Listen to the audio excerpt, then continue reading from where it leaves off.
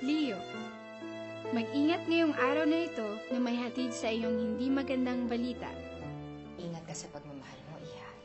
Nakikita kong masasaktan ka.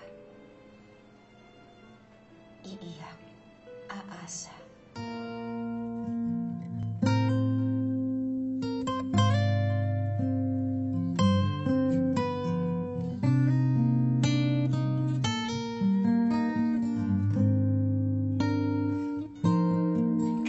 Tagal ko nang tinatanong sa bituin at buwan bumubulong.